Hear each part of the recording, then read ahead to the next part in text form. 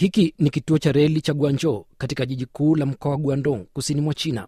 Baada ya miaka 100 sasa kimeanza rasmi huduma za treni za mwendo wa kasi baada ya kushughulikia safari yake ya mwisho ya treni ya kawaida Jumapili. Mabadiliko haya yamekuja wakati ratiba mpya ya kitaifa ya reli ilipoanza kutumika Jumatatu, ambapo waendeshaji wa reli ya Guangzhou waliongezea safari 199 za treni za abiria katika mtandao wao. Katika njia ya reli ya kasi ya juu ya Guangzhou kwenda Shenzhen na Hong Kong, huduma 52 za ziada zimepangwa na kufikisha jumla ya safari za treni za abiria kuwa 415.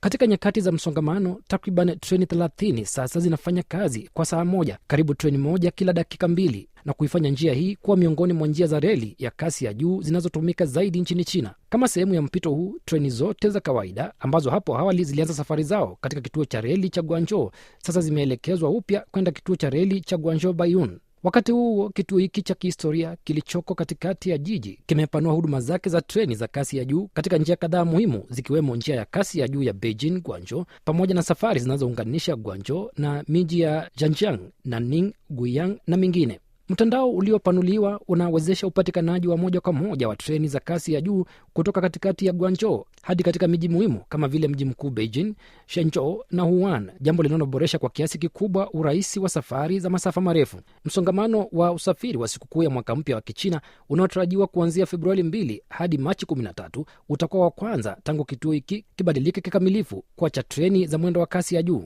Idadi ya abiria wanaoondoka inatarajiwa kufikia kilele cha takriban watu 1,100 kwa siku, ongezeko la karibu 20% ikilinganishwa na mwaka uliopita.